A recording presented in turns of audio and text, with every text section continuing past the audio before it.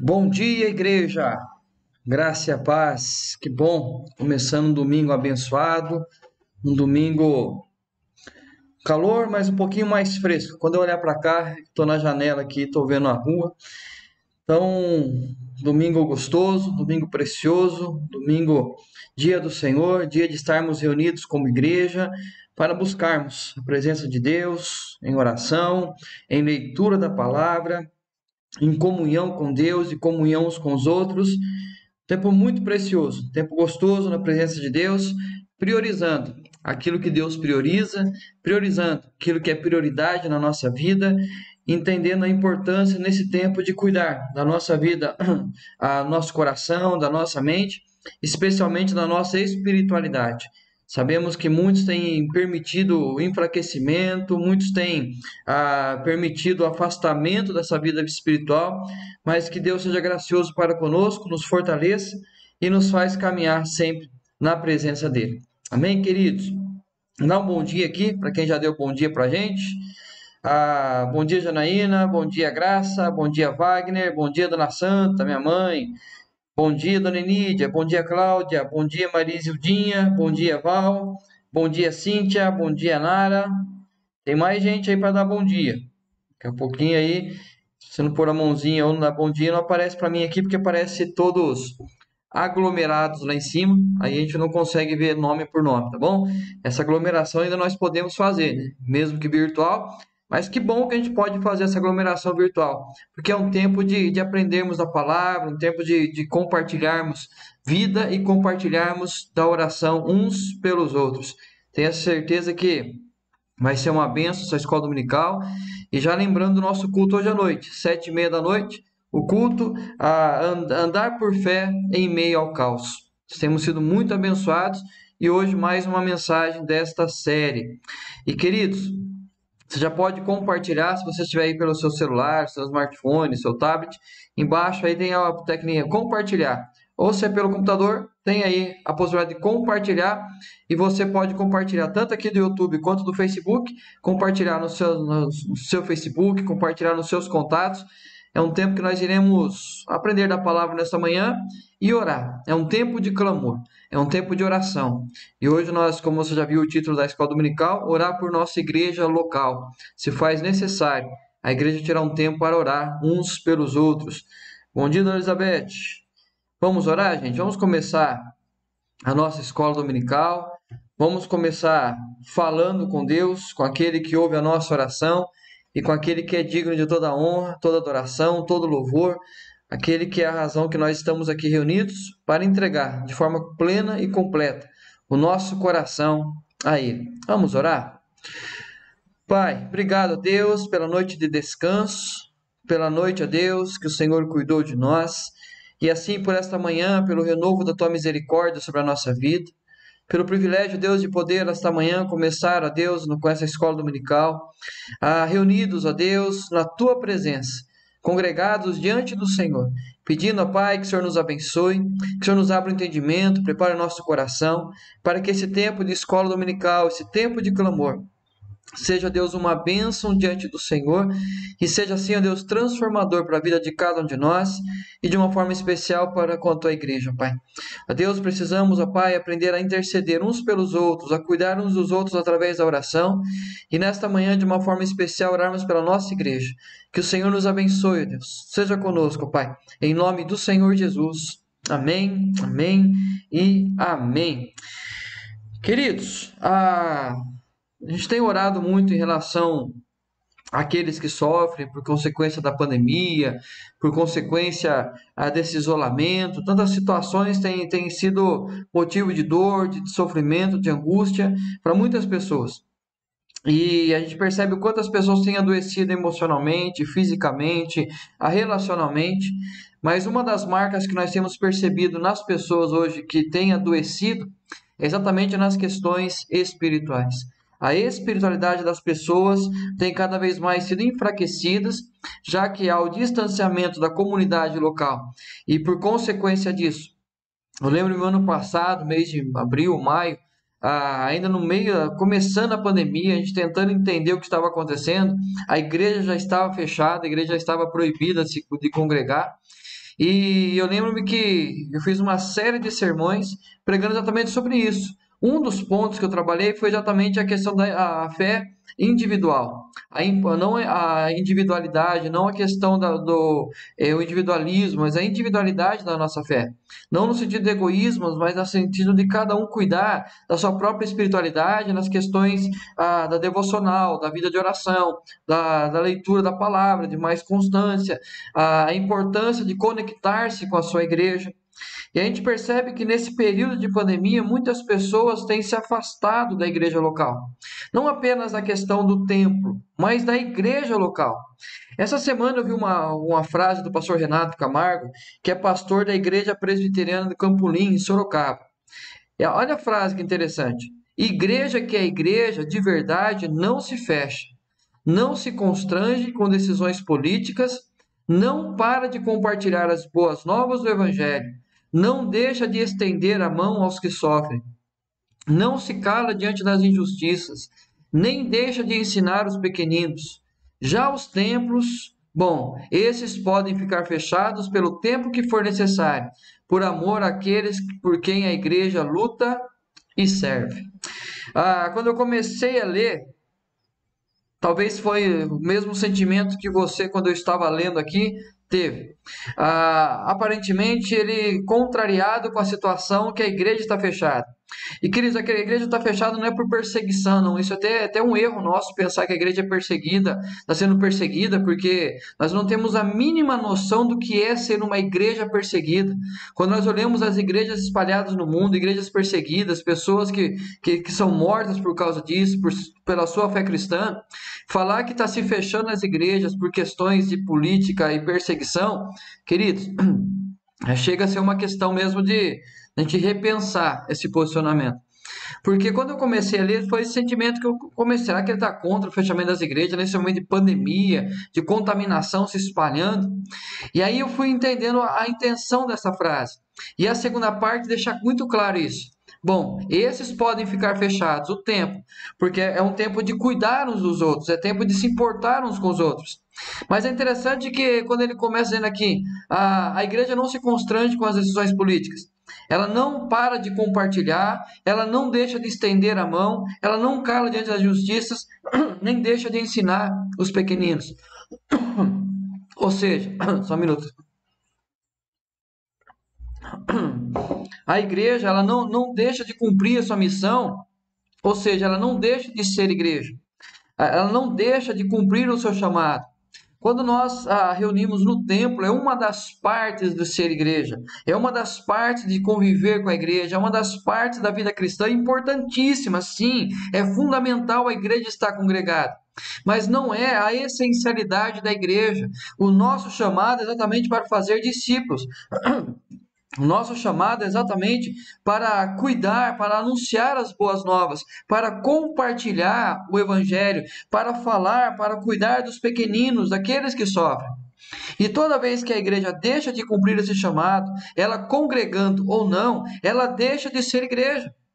O Bonhoeffer, um pastor alemão em meio à Guerra Mundial, ele falou o seguinte: ele foi convidado para sair da Alemanha e ir embora para os Estados Unidos, e ali talvez ele ficasse muito mais seguro e protegido. Mas ele decide permanecer na Alemanha, porque ele sabia da importância da igreja num contexto de guerra no seu país. E aí então uma frase muito conhecida dele dizia o seguinte: a igreja só é igreja quando ela o é para os de fora. A igreja só é igreja se ela é para os de fora. Ou seja, se a igreja é uma porta aberta, literalmente aberta para cuidar das pessoas, para levar o evangelho às pessoas, para levar essa palavra de paz, de conforto, de esperança às pessoas. E aí, então, quando ele fala aqui que a igreja tem todas as atitudes que ela precisa fazer, eu fiquei pensando quantas pessoas que esfriaram na fé nesse período, porque literalmente desconectaram-se da vida da sua igreja. Não apenas da questão do templo e da questão dos cultos nas redes sociais, mas deixaram de estar conectada emocionalmente com a tua igreja, missionalmente com a tua igreja. Pessoas que deixaram simplesmente de estar na presença de Deus, de buscar a presença de Deus, juntamente com a sua igreja, e não se engajaram na missão que a igreja estava cumprindo. É muito simples. Quando a gente olha, por exemplo, vamos pensar aqui, eu não sei qual é o contexto da sua igreja local, mas deixa eu pensar na minha igreja local aqui no Vale do Sol. A nossa igreja, nesse um ano, vai dar domingo que vem, vai um ano a igreja fechada. Abrimos sim, 2 meses e voltamos a fechar de novo. Nesse um ano a igreja não parou de forma alguma. Ela continuou cumprindo sua missão, ela continuou intercedendo, continuou cuidando, continuou fazendo a sua ação social. A igreja continuou conectada. E eu percebo hoje que todos aqueles que se engajaram nesse ministério, que todos aqueles que conectaram com os cultos online, aqueles que auxiliaram na missão da igreja, aqueles que se importaram com a igreja, aqueles que um dia ou outro pediram para poder limpar a igreja, queridos, esses permaneceram firmes, esses permaneceram crentes mesmo, esses permaneceram ligados a Deus, e a espiritualidade tem ajudado essas pessoas a passar pelas batalhas do dia a dia. Mas quando eu olho pessoas que deixaram de se engajar, deixaram de se comprometer com a igreja, deixaram, por exemplo, a questão dos seus dízimos, suas ofertas, deixaram a questão, por exemplo, de doar um alimento para a cesta básica, deixaram de seguir a sua igreja, mesmo que nas questões sociais, nas redes sociais. Essas pessoas se esfriaram, essas pessoas se afastaram, essas pessoas criaram tantos motivos, e aí eu não estendo apenas a nossa igreja local, mas há uma grande perda que as igrejas sofreram hoje dos seus membros, as igrejas em geral, porque as pessoas deixaram de conectar-se com a sua igreja, as pessoas deixaram de um convívio com a sua igreja, mesmo que virtual, ou mesmo sendo missional. E aí, queridos, com isso fez com que as pessoas esfriassem na fé. Então não foi a questão do templo fechado, que o templo era uma das partes do ser igreja, mas a igreja é muito mais do que isso.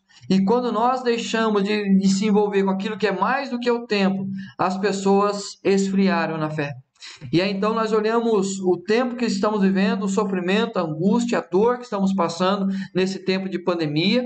E aí eu penso que muitas pessoas estão sofrendo exatamente por terem se afastado das suas igrejas locais, por terem se afastado até mesmo da sua própria relação com Deus, por tentarem achar refúgio em outras coisas que hoje elas estão proibidas de fazer, porque não se abre mais nada. E aí então o vazio volta, o desespero bate.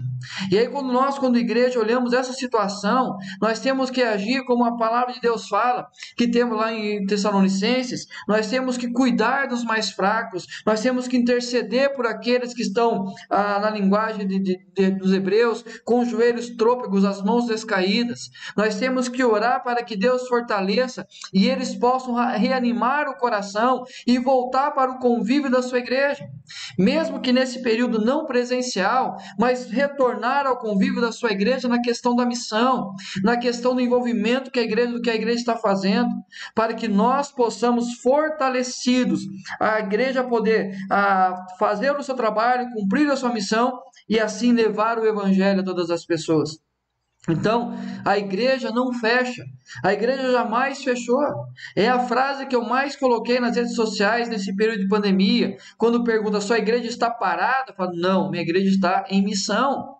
Por quê? Porque nós somos igreja, nós somos o corpo de Cristo, a família de Deus. E assim como desta forma nós não podemos reunir presencialmente ou congregar num espaço, nós precisamos entender a importância de sermos igreja em todo o tempo, para que nós sejamos conectados com a igreja e conectados com Deus. Só para você entender a importância dessa conexão com a igreja, de estarmos conectados uns com os outros, eu quero ler com vocês Efésios 3, 14 ao 21. E esse texto vai nos mostrar as razões pelas quais o apóstolo Paulo intercede pela igreja dos Éfesos, aonde ele ora para que Deus estivesse fortalecendo aquela igreja, ele ora pela unidade daquela igreja, para que ela pudesse cumprir a sua missão. Então, o capítulo 3, versículo 14 ao 21, é uma transição que o apóstolo Paulo faz entre aquilo que Deus fez pela sua igreja, e o capítulo 4 diz o que a igreja agora cumpre como missão. Então, entre a transição do que Deus fez por nós e o que nós fazemos em resposta a isso, O apóstolo Paulo tem esse tempo de oração. E nesse tempo de oração, aquilo que ele pede a Deus em favor da igreja dos Éfesos é exatamente aquilo que a igreja precisaria ter como conscientização para que ela pudesse cumprir a missão. E é esse texto que nós iremos conversar brevemente sobre ele e orar por nossa igreja local. Veja que tem várias pessoas de várias cidades, outras igrejas. Nós vamos aprender a orar por nossa igreja local. Efésios 4:16, 3:14-16. Por esta causa, me ponho de joelhos diante do Pai, de quem toma o nome toda a família, tanto no céu como sobre a terra, para que, segundo a riqueza da sua glória, vos conceda que sejais fortalecidos com poder, mediante o seu Espírito no homem interior. E assim, habite Cristo no vosso coração, pela fé, estando vós arraigados e alicerçados em amor, a fim de poderes compreender com todos os santos qual é a largura e o comprimento e a altura e profundidade, e conhecer o amor de Cristo, que excede todo entendimento, para que sejais tomados de toda a plenitude de Deus. Ora, aquele que é poderoso para fazer infinitamente mais do que tudo quanto pedimos ou pensamos, conforme o seu poder que opera em nós, a ele seja a glória na igreja e em Cristo Jesus, por todas as gerações, para todos sempre. Amém. Como eu falei, esse trecho é um trecho de transição. O apóstolo Paulo, do capítulo 1 ao capítulo 3, ele fala aquilo que Cristo realizou por nós, o que Deus em Cristo fez em nós. Aí no capítulo 4 ele fala a resposta nossa em relação àquilo que Cristo fez em cada um de nós, a maneira que nós iremos agir. E entre esses dois, a transição entre aquilo que Cristo fez e a resposta da igreja, é esta oração que o apóstolo Paulo faz. Eu vou conversar com vocês de maneira bem simples o conteúdo dessa oração. O apóstolo Paulo então fala por esta causa. Ele começa mostrando qual é a razão que ele se coloca de joelhos diante do Pai. Qual é a razão que leva o apóstolo Paulo a interceder em favor daquela igreja. E ele vai dizer assim: me ponho de joelhos diante do Pai, de quem toma o nome toda a família no céu e na terra, segundo a riqueza da sua glória. Então ele deixa claro aqui a razão pela qual ele está buscando. Qual é essa razão? O que ele fala nos capítulos anteriores, nos versículos anteriores, que é exatamente a certeza do que Cristo nos fez por nós, nos colocou agora nas regiões celestiais em Cristo Jesus. Ele fala que nós não somos mais forasteiros, não somos mais peregrinos, mas nós somos concidadãos dos santos e nós somos a família de Deus. Ele fala então dessa junção nossa com Cristo Jesus, mas também ele fala da realidade de uma igreja de Éfeso que era formada por gentios e por judeus. O povo da linhagem de Israel e o povo que não era da linhagem de Israel. Mas esses dois povos, em Cristo Jesus, se tornam a família de Deus, se tornam o povo de Deus. E aí é isso que é ser igreja. É quando nós sabemos que em Cristo Jesus há a unidade, há a comunhão. E aí então o apóstolo Paulo fala: porque o que Cristo fez por vocês, vocês deixaram de ser peregrinos, agora vocês são da família de Deus, são o povo de Deus. Ele fala: por esta razão, pelo que Cristo fez e por vocês serem o povo de Deus, por esta razão ele se coloca de joelhos. Queridos, essa é a primeira razão que eu e você temos para orarmos pela igreja. Porque nós temos o que Cristo fez em nós e o que Cristo, agora a partir de Cristo, nós somos. Eis a razão pela qual nós devemos iniciar uma oração pela nossa igreja. Porque Cristo agiu na sua igreja e Cristo fez a sua igreja o seu povo, a família de Deus. Então, quando nós olhamos o contexto de igreja, é fundamental, por esta razão, nos colocarmos de joelhos diante de Deus. E aí o apóstolo Paulo agora, ele vai falar qual é a razão disso. Qual que é o objetivo dele?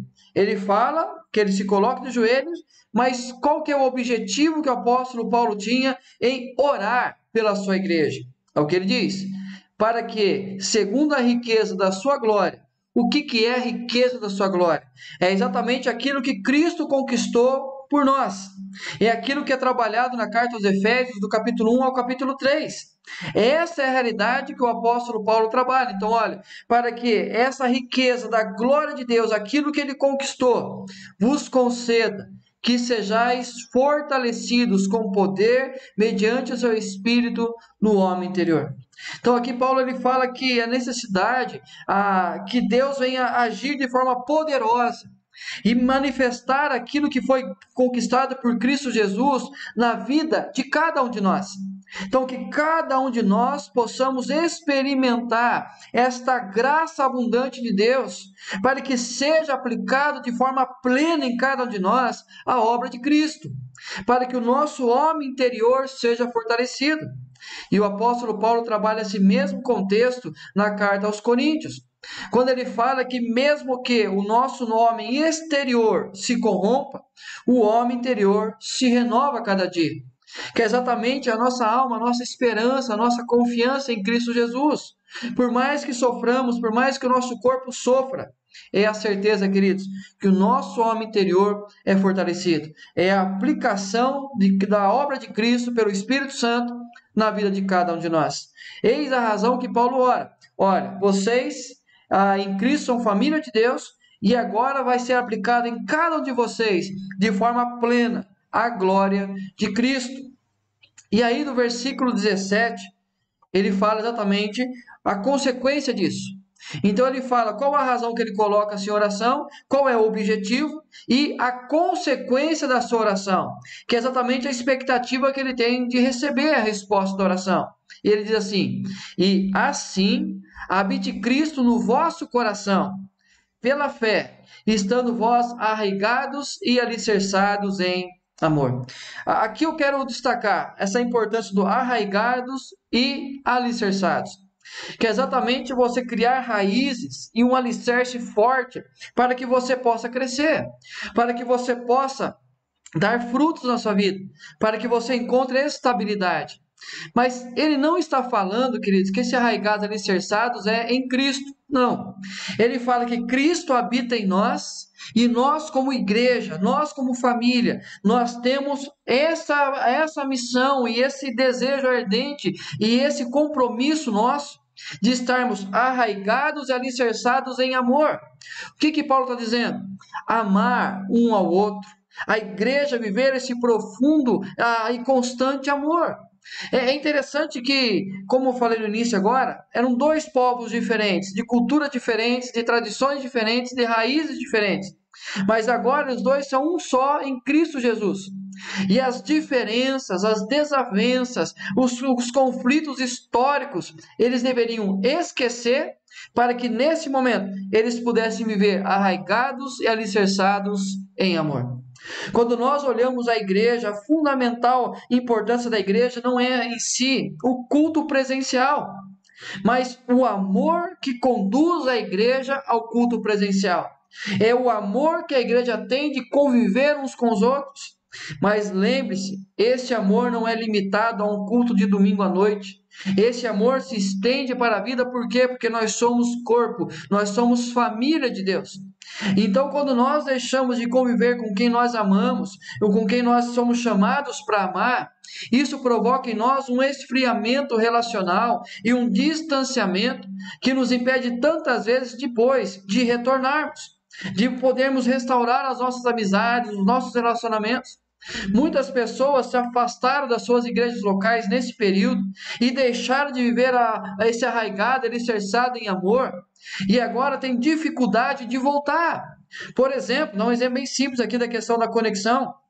Quando alguém entra, eu não consigo ver o nome de todo mundo, mas aparece aqui, tal pessoa conectou. E aí muitas pessoas agora não conseguem conectar porque tem medo da sua liderança, da sua igreja, dos seus irmãos da igreja. Nossa, estava sumindo e resolveu aparecer. E aí elas ficam perdendo mais tempo ainda, ao invés de congregar, mesmo que virtualmente, mas estar vivendo esse arraigado, esse alicerçado em amor. Queridos, a igreja precisa resgatar isso. Mas por que a igreja precisa aprender a amar e ser amada? Aí ele vai dizer por quê? A fim de poderes compreender com todos os santos. Quem são os santos aqui? Aqueles que são separados em Cristo Jesus. Não é santos como algumas tradições religiosas fazem, não. Santos somos todos nós que estamos em Cristo Jesus. E não é santo no sentido que somos perfeitos, não. Santos biblicamente falando, é separado com um objetivo. E aí, nesse caso, nós não éramos povo de Deus, hoje nós somos povo de Deus. E este povo de Deus é o que Paulo chama de todos os santos. Então, com arraigados, alicerçados em amor e todos juntos, nós temos uma missão, que é conhecer a largura, o comprimento, a altura, a profundidade e o conhecer a Cristo, que excede todo entendimento, para que sejais tomados de toda a plenitude de Deus. O que Paulo está dizendo aqui, meus queridos?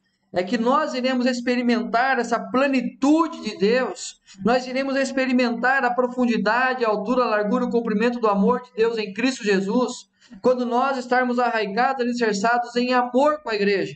Quando nós entendemos a importância da igreja na nossa vida, a importância da igreja na nossa história. Então, quando nós compreendemos a profundidade disso e juntos como povo de Deus, nós passamos a conviver, a buscar a presença de Deus, para que todos experimentem essa plenitude do amor de Deus.